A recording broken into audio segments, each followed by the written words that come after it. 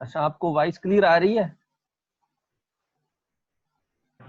जी sir, सही जी आ sir. रही है। जी सर। अच्छा, ये गैलेक्सी A10 कौन बंदा है, ये मुझे बताए अपने बारे में, नहीं तो मैं इसे रिमूव कर देता हूँ अभी।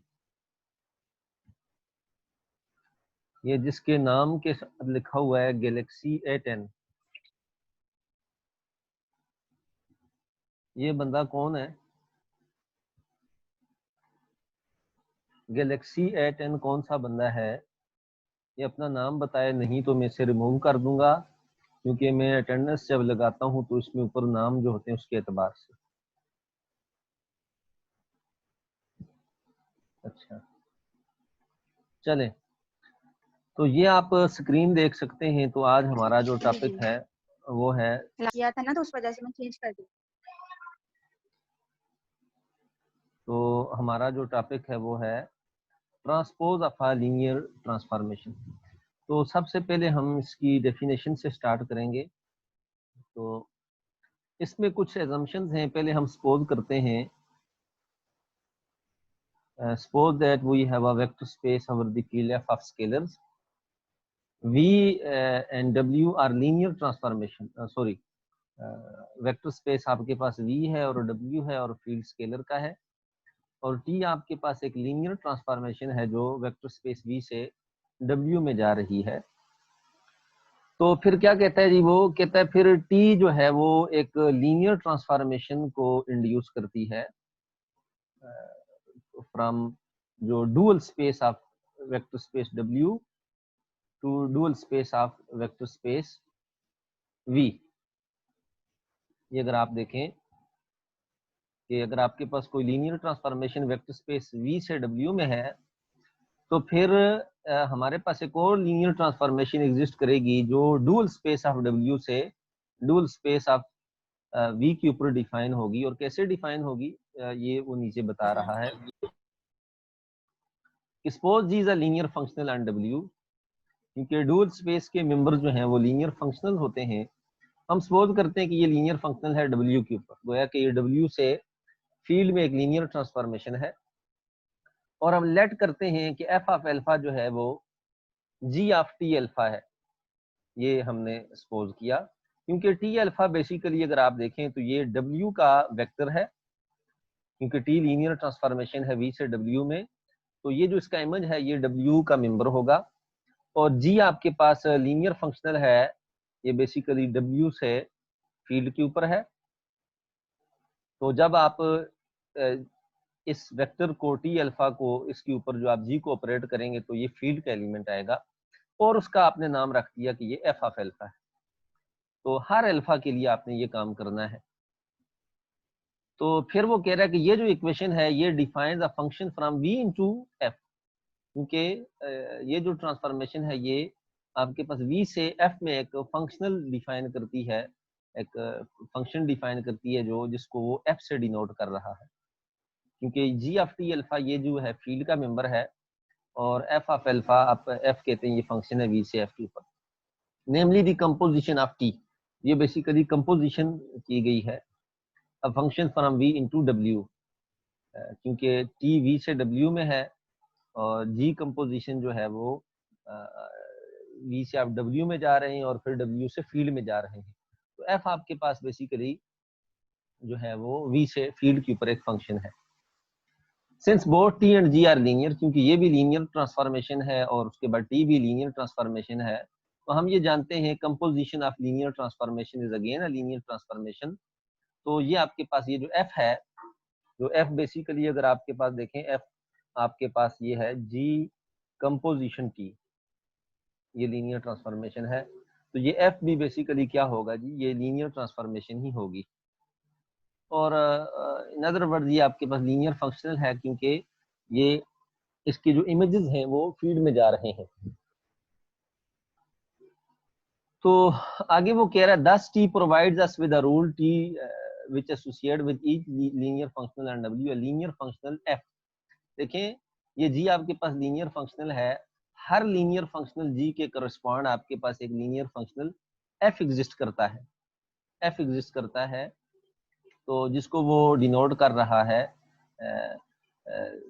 टी ट्रांसपोज से, जिसको वो कह रहा है कि ये जो एफ बेसिकली आपके पास है वो ये है। ट्रांसपोज इसने डिनोट किया, बजाय ये लिखने के इसको उसने ये लिखा T T G on F, defined by 3 step. और ये डिफाइन ऐसे है कि अगर आप इसको डिफाइन करना चाहें एफ ऑफ अल्फा, ये बेसिकली आपके पास है T transpose of G of alpha, और इसको वो कह रहा है कि आपने लिखना है जी ऑफ टी अल्फा के, जी ऑफ टी अल्फा के इक्वल है। Note that also T transpose is actually a linear transformation from V star into V star. कि ये जो आपके पास T star जो है, T transpose जो है, ये डुअल स्पेस ऑफ W से डुअल स्पेस ऑफ V के ऊपर एक लीनियर ट्रांसफॉर्मेशन है। तो आगे वो इसकी लिनियरिटी बता रहा है कि अगर आप दो फंक्शनल ले लें G1 और G2, डोमेन में से C स्केलर लें, तो T ट्रांसपोज बाय डेफिनेशन ये इसके इक्वल होता है। ये जो आपने डेफिनेशन लिखी जी ऑफ टी अल्फा, तो ये आ जाएगा C G one plus G two of T alpha. और क्योंकि जी1 और जी2 लीनियर हैं, ये point wise addition of functions के बाद आप इसे ऐसे लिख सकते हैं। तो ये जो ट्रांसपोज है ये भी बेसिकली आपके पास क्या है जी, एक लीनियर ट्रांसफॉर्मेशन है डुअल स्पेस से, डुअल स्पेस W से डुअल स्पेस V के ऊपर।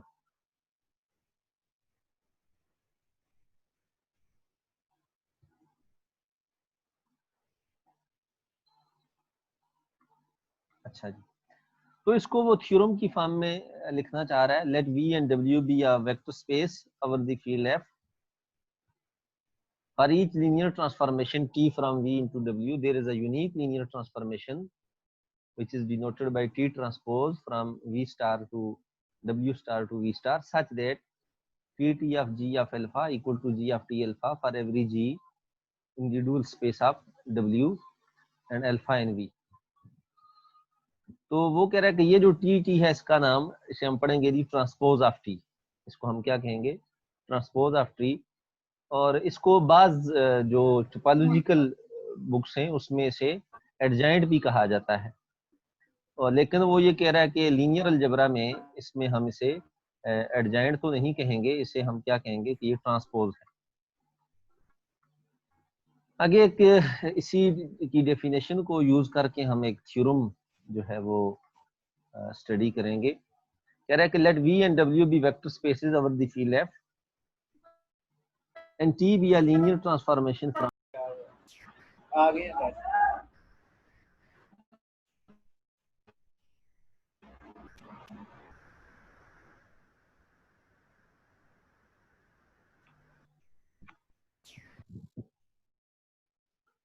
हेलो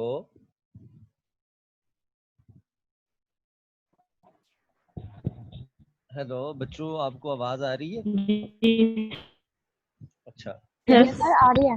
अच्छा, चलें ठीक है। तो यस आगे सर, ये जी सर, आ रही है आपकी आवाज। ये कनेक्शन जो है वो स्लो है। अच्छा, तो आगे नेक्स्ट आपके पास थ्योरम है 22, let V and W be vector spaces and T be a linear transformation, then the null space of TT, ये जो T ट्रांसपोज ऑफ T की जो नल स्पेस है वो बेसिकली क्या है जी, annihilator of the range of T। जो T का जो एनहिलेटर है वो इसकी नल स्पेस है। और आगे वो कह रहा है कि ये क्योंकि ऊपर का जो रिजल्ट है ये आर्बिट्रेरी वेक्टर स्पेसेस के बारे में है, तो वो कह रहा है कि अगर V और W जो है वो फाइनाइट डायमेंशनल हो, तो फिर जो ट्रांसपोज ऑफ T की जो रैंक है वो रैंक ऑफ T की इक्वल होगी, और जो रेंज ऑफ T ट्रांसपोज है is the annihilator of the null space. क्योंकि नल स्पेस खुद भी एक वेक्टर स्पेस है, तो इसका जो एनहिलेटर होगा वो बेसिकली इसकी रेंज होगी। तो प्रूफ करते हैं हम, प्रूफ जो है वो पहला पार्ट हम जो इसका वो प्रूफ करते हैं कि जो T ट्रांसपोज की जो नल स्पेस है वो बेसिकली एनहिलेटर ऑफ T है। तो बाय डेफिनेशन जो ट्रांसपोज आपके पास डिफाइन ऐसे है, अगर G कोई आर्बिट्रेरी वेक्टर है डुअल स्पेस में से, तो T transpose G of alpha जो है वो G ऑफ T अल्फा के इक्वल है। तो कह रहा है कि जी is in the null space, क्योंकि हमने नल स्पेस के बारे में पढ़ना है। तो ये अगर नल स्पेस में होगा इसका मतलब ये है कि ये जीरो पे मैप होगा। और इसके जीरो के ऊपर मैप होने का क्या मतलब है कि टी जो है वो जी आपके पास बेसिकली जीरो है। और ये बेसिकली आपके पास एनहिलेटर की डेफिनेशन है, the set of all T alpha such that G of T alpha is equal to zero. तो यही आपके पास बताया जा रहा है कि ये जो इसका कर्नल है null space of T transpose वो बेसिकली एनहिलेटर है। तो ये हमने पहला पार्ट प्रूफ किया। सेकंड पार्ट हम प्रूफ करने के लिए हम इसकी रैंक के बारे में हम सपोज करते हैं कि ये फाइनाइट डायमेंशनल है, वी और डब्ल्यू दोनों इन फाइनाइट डायमेंशनल वेक्टर स्पेसेस हैं। और सपोज करते हैं कि जो वी की डायमेंशन n है और w की डायमेंशन m है। और हमने शो करना है कि ट्रांसपोज ऑफ टी की जो रैंक है वो रैंक ऑफ टी के इक्वल होगी। तो हम ये सपोज करते हैं कि जो टी की जो रैंक है वो r है, और हमने अब ये शो करना है कि ट्रांसपोज की रैंक भी जो है वो r ही होगी। अगर आप थ्योरम नंबर 16 देखें, ये जो अगर आप ये पीछे चलें,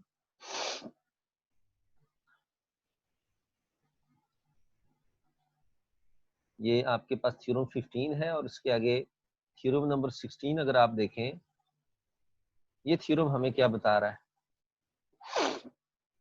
ये कह रहा है if V is finite dimensional vector space over the field F and W be a subspace of V, then dimension of W plus dimension of its annihilator is equal to dimension of vector space। इस theorem को use करते हुए वो हमें ये बता रहा है कि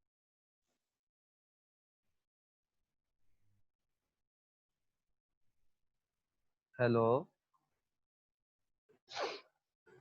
सर अब आ रही है आवाज। अच्छा अच्छा अब आ रही है। अच्छा, तो वो थ्योरम 16 हमें ये कह रहा है उसको यूज करें अगर हम, तो वो कह रहा है the annihilator of range of T the dimension of range of t by theorem is the annihilator of the range of t then as dimension m minus r।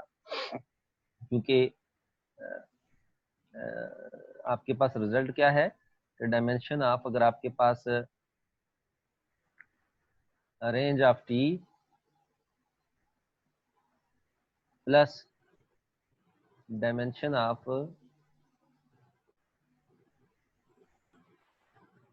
एनहिलेटर of range of T, ये range of T dimension और उसका annihilator, this is equal to dimension of vector space W, क्योंकि ये range जो है ये W की सब स्पेसेस हैं।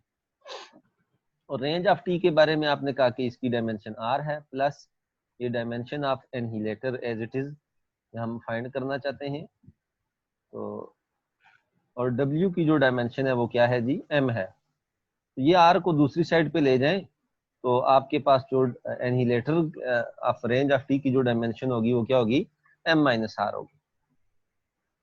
तो अगर आप देखिए ये जो अभी हमने पहला पार्ट प्रूव किया था कि null space of T must be M minus R होगी, ये जो अभी हमने प्रूफ किया था, ये अगर आप देखिए थ्योरम की जो फर्स्ट स्टेटमेंट है, the null space of T is the annihilator of the range of T. तो नल स्पेस होगी वो टी ट्रांसपोज का जो एनहिलेटर होगा उसकी रेंज का उसके इक्वल होगी।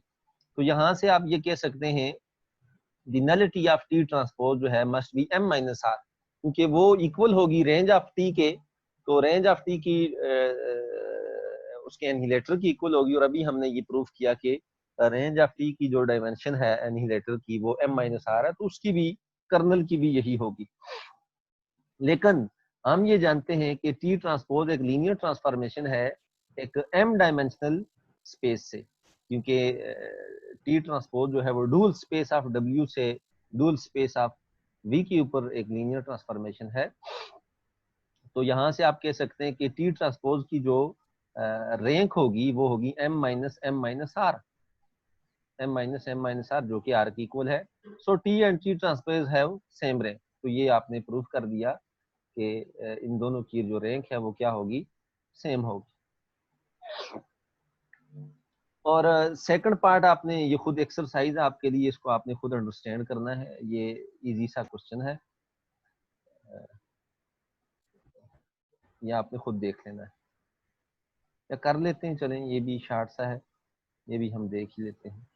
सेकंड पार्ट अगर आप इस थ्योरम का देखें, वो कह रहा है कि जो range of transpose of T जो है वो बेसिकली वो नल स्पेस जो टी की है उसके एनहिलेटर के इक्वल है। जो range of transpose of T जो है वो नल स्पेस ऑफ जो है वो एनहिलेटर ऑफ नल स्पेस का जो एनहिलेटर है उसके इक्वल है। तो इसके लिए हम क्या करते हैं, सपोज करते हैं जो टी की नल स्पेस है वो n है, टी का जो कर्नल है वो n है, तो every functional in the range of T transpose is in the annihilator of n by definition. क्योंकि अभी हमने ये प्रूफ भी किया फर्स्ट पार्ट में। तो सपोज करते हैं f आपके पास ये फंक्शनल जो है वो इसके इक्वल है, g आपके पास कोई फंक्शनल है डुअल स्पेस w का, तो देन अगर अल्फा कोई नल स्पेस का एलिमेंट है तो by definition F of alpha equal to 0 होगा।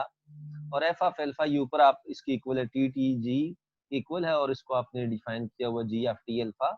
और अल्फा क्योंकि नल स्पेस में है तो लिहाजा टी ऑफ अल्फा जो है वो 0 के इक्वल होगा। तो ये एग्जैक्टली यहाँ 0 लिख दिया आपने। और जी ऑफ 0 हमेशा 0 होगा क्योंकि जी लीनियर ट्रांसफॉर्मेशन है, और लीनियर ट्रांसफॉर्मेशन की ये प्रॉपर्टी है कि वो 0 को 0 पे मैप करती है। तो यहाँ से ये पता चला कि F of alpha equal to 0 है, अल्फा जो है इसके कर्नल में है। नाउ इसकी रेंज जो है वो आपको पता है कि जी सब स्पेस एन नॉट होती है। अभी हमने ये जो सेकंड पार्ट प्रूव किया, the range of T transpose is the annihilator of kernel. तो डायमेंशन ऑफ जो कर्नल है वो n minus dimension of by definition, क्योंकि अभी जो थ्योरम नंबर 16 अभी हमने यूज किया उसको देखते हुए आप ये लिख सकते हैं। तो ये इक्वल होगा रैंक ऑफ टी, क्योंकि टी की रैंक जो n है और ये हमने सपोज किया हुआ है। और dimension of rank of T जो है वो हम ये जानते हैं सेकंड पार्ट में, जो रैंक ऑफ टी है वो रैंक ऑफ टी ट्रांसपोज के इक्वल होती है। तो यहाँ से आप प्रूव कर सकते हैं कि रेंज ऑफ जो टी ट्रांसपोज है, ट्रांसपोज ऑफ टी वो एग्जैक्टली एनहिलेटर ऑफ कर्नल स्पेस के इक्वल है। अच्छा जी। अच्छा बच्चों, ये आप में से ईमान शफीक कोई है आपका क्लास फेलो? हेलो